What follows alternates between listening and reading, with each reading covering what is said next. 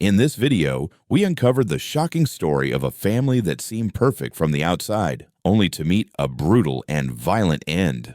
Buenos Aires, Wednesday, May 21st, 2025, at 1:30 p.m. The apartment building where the Seltzer family lives gets a housekeeper. It's what she does every day. Every Monday, Wednesday, and Friday, she works here. She goes to the 6th floor and, as she always does, puts the key into the apartment lock. The system fights back. 2 full turns on the inside lock the door. As you look at it from the other side, the owner's key is in the door. With just a little skill, the maid turns the lock and opens the door. Inside, there is a complete and eerie silence. She moves a few steps into the hall. She looks down the hall that leads to the dining room. There on the floor is a body that is not moving. It's Ivo Seltzer, the owner's 12-year-old son. The woman doesn't scream or move any farther. She leaves right away and calls the police and fire department. There is quiet behind the locked armored door that hides 3 more bodies. The city cops go into the apartment on the 6th floor. Everything inside is in its place. Things are where they belong. The dresser's doors shut. Before we continue, make sure to hit that like button, subscribe for more real-life crime documentaries, and turn on the notification bell so you never miss an update. I'd also love to hear in the comments which country you're watching from. I always find it amazing to see how far these stories reach and how many people around the world are invested in uncovering the truth and seeking justice. Your support truly means the world. It helps these stories reach more people, raise awareness, and reminds us why it's so important to keep looking for answers, even when justice takes years. So thank you for being here, for caring, and for standing up for truth. Now, let's get back to the story. The investigation turns into a medical record of the scene of the crime.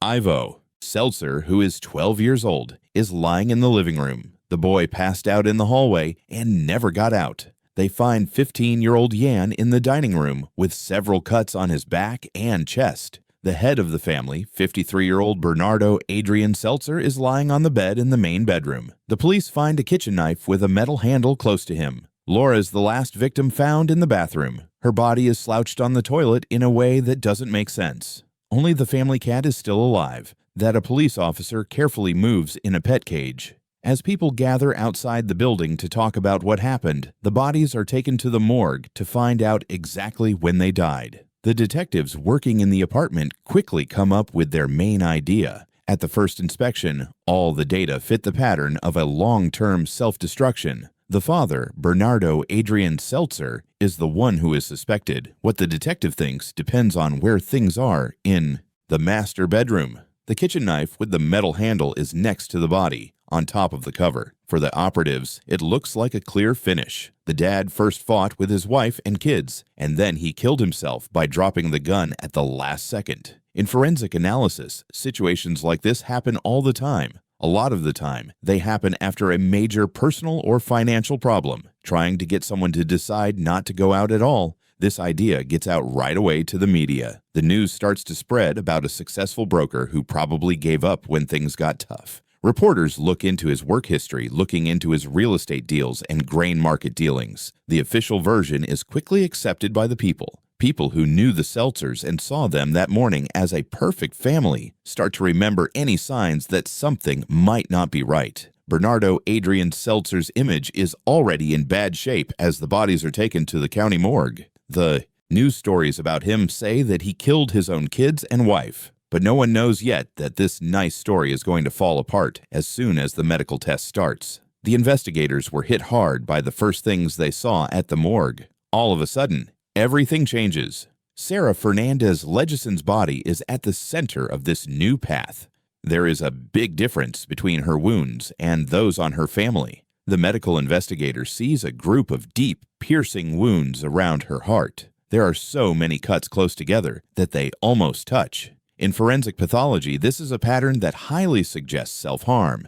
With this much accuracy, it's clear that the person wasn't fighting back or being struck out of the blue. The test also shows that she has cuts on her wrists, a bruised knee, and a broken nose. The most important thing, though, is what's missing. The wounds on her hands and wrists are not for defense. In a real attack, Laura would have had to raise her arms to protect herself, but she didn't. When the police get back to the room, they look more closely, and look for something they missed on the first pass. A second knife with a handle made of wood. It is also used to make forensic proof. Detectives change their whole idea once they have all of these pieces together. No longer is Bernardo Adrian Seltzer seen as the main suspect. His new role is that of a victim. He didn't hurt his family. Laura had the gun that was used in the crime the whole time. Detectives pieced together the events using blood pattern analysis and the body results, almost to the second, of that terrible night. The father was the first person killed. Bernardo Adrian Seltzer was sound asleep. Laura's move was quick and hit the right person. 3 sharp, deep stab scars. He may not have had a chance to respond because there are no marks of struggle. The police are also looking into the chance that Bernardo was high on drugs that help people sleep. That would have made it very hard for him to protect himself. After that, Laura got up and went to her kids. This is where things changed. Based on the data, it looks like Jan and Ivo either woke up because of the noise or never went to sleep. Pathologists look at both boys' arms and hands and find deep defensive scars. They put up a strong fight. The strikes are being blocked. There is physical proof in the apartment that backs this up. While Jan made it to the dining room, Ivo was able to run into the hallway. Laura ran after them all through the flat. 10 to 12 stab cuts were given to each of them before they stopped moving. Laura started cutting herself while she was lying next to the body of her husband with the same knife. But she didn't die right away. Even though she was bleeding a lot, she was able to get up and go to the bathroom. That's where her strength ran out. She fell down on the fixtures, finishing off the whole chain of events. We need to go back in time to really understand how big this crash is.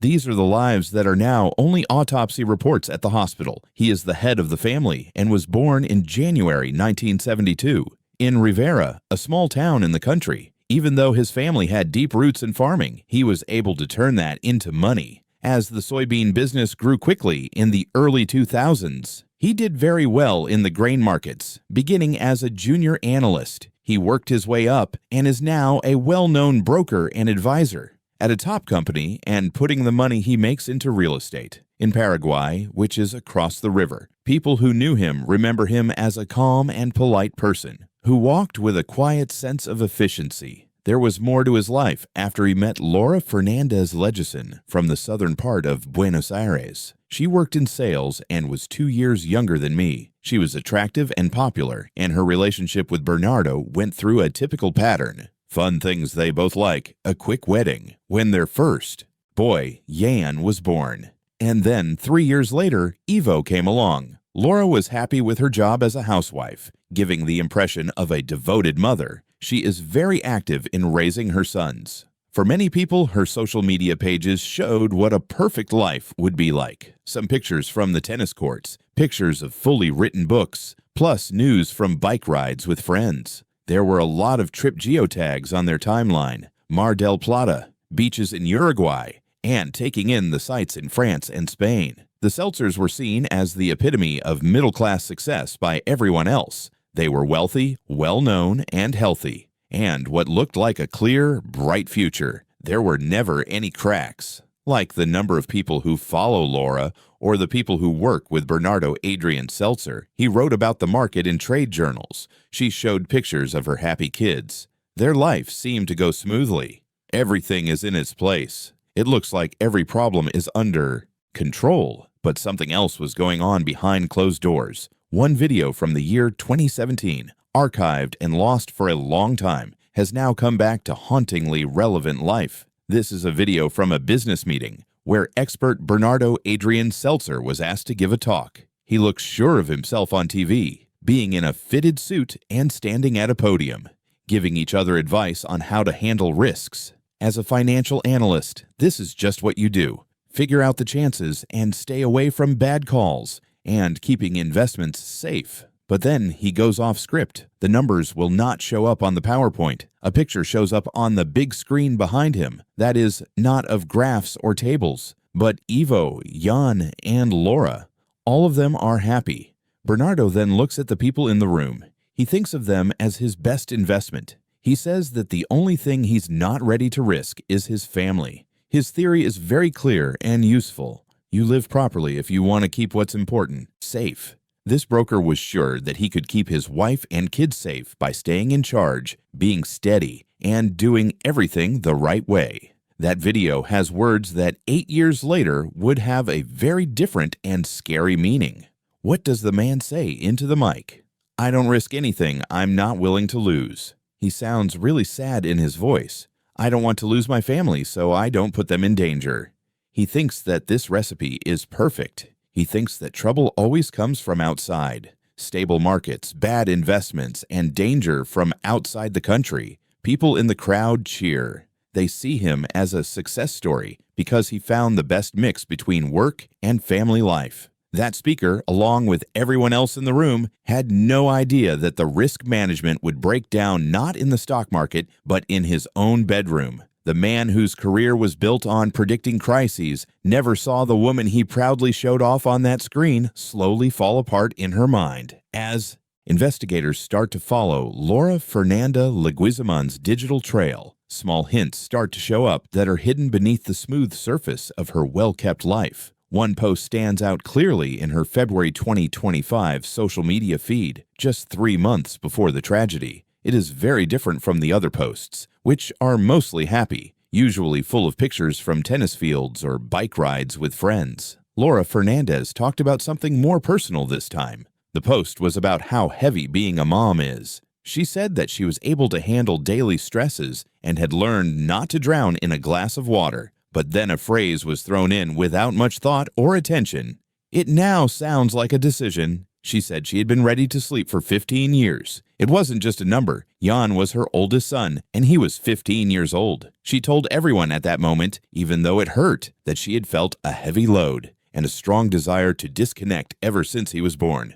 If you were just reading for fun, it might have seemed like normal burnout. It's possible that followers double-tapped the heart icon without giving it much thought. No one noticed the link between how old her son was and how long she had been emotionally worn out.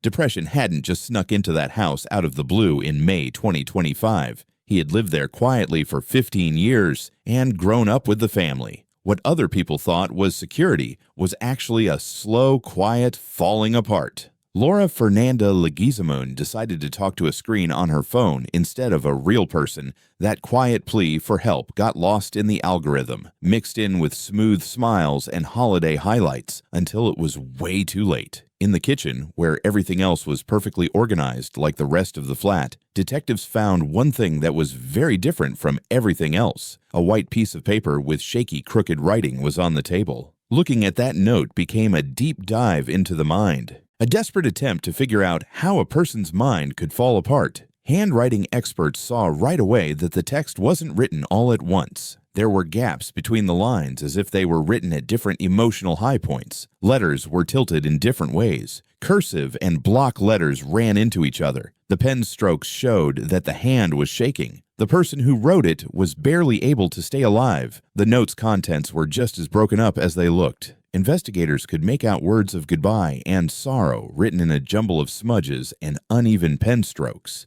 It was too much. "I love them. I can feel them." But in big, scary letters in the middle of the page, there was the most disturbing message: "We're going to the street." This line made police think that the person who did this might have been motivated by a terrible fear of losing everything. Laura Fernanda Leguizamon seemed to have a strong opinion that had taken root in her mind. A thought that the family was going to lose everything, be evicted, and be homeless, even though there was no proof of that. After all that, a strange contradiction showed up. What kind of person could write such confusing and illogical things and then show such cold, deliberate clarity? Along the edges of the same page, detectives found something completely different. The details were in a neat and orderly way. The code that Laura Fernanda Leguizamon used to unlock her phone had been carefully written down. Even stranger, she wrote down the PIN codes for her husband's and both of her son's devices in a neat column in the top right corner. She knew that by morning, only the police would be able to open those phones. She set up full digital access to the family's life,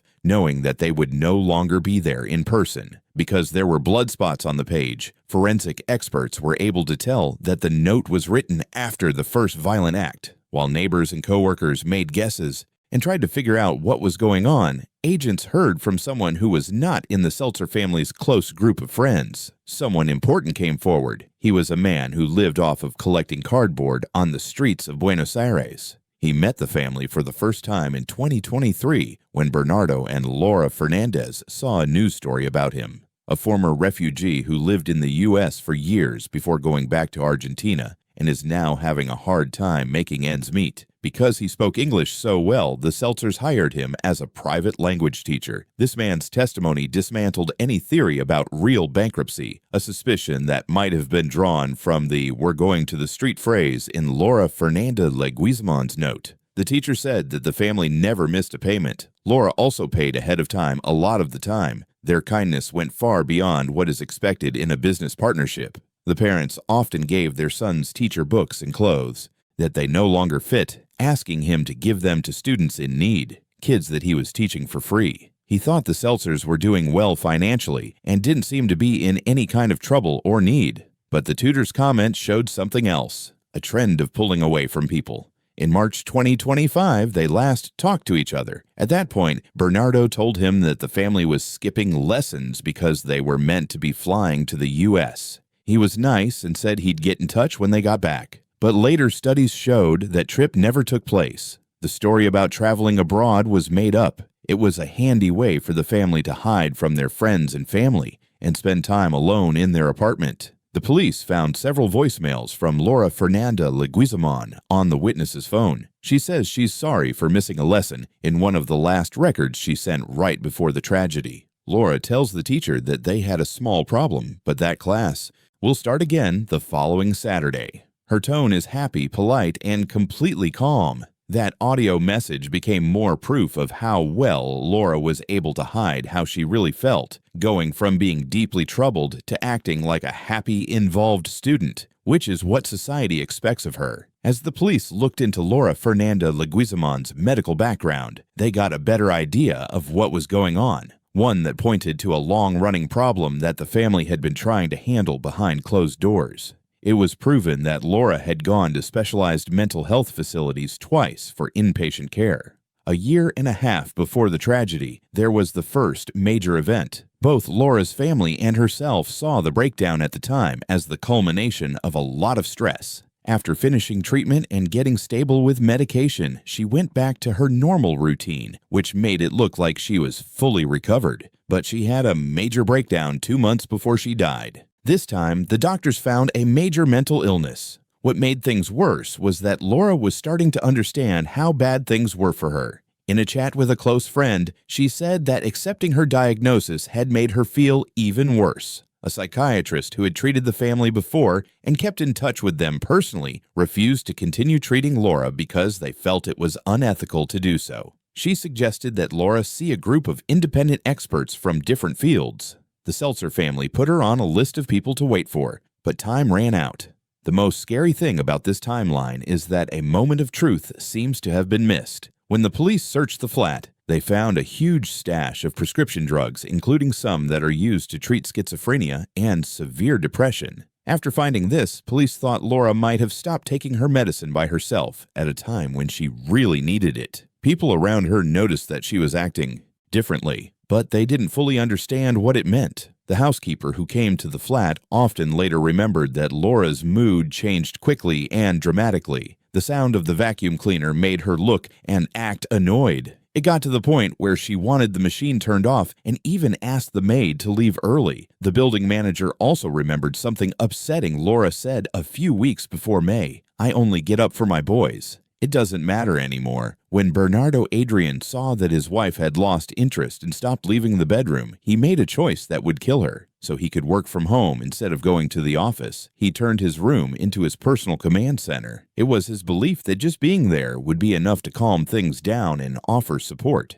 He tried to handle something on his own, even though it needed immediate medical help and professional care. The walls of their fancy home closed in around them, leaving the family alone with a mental crisis that was getting worse quickly, but the head of the house thought it was a doable risk. The family made a decision early in the morning on May 23, 2025, that broke the idea of a united Seltzer family for good. It was said that the funerals would happen at different times. The family of Bernardo Adrian claimed the bodies of the father and his two kids, Jan and Evo. The victims stayed together after they died. Her sister planned a separate service for Laura Fernanda Leguizamon that was held in private. For some reason, Bernardo's family wouldn't bury his kids near the person who killed them. The room on the 6th floor is still locked up today. People in the neighborhood who used to look up to the couple are still trying to figure out what's going on. 2 cemeteries were the end of a beautiful life story made up of edited vacation pictures and carefully chosen online moments.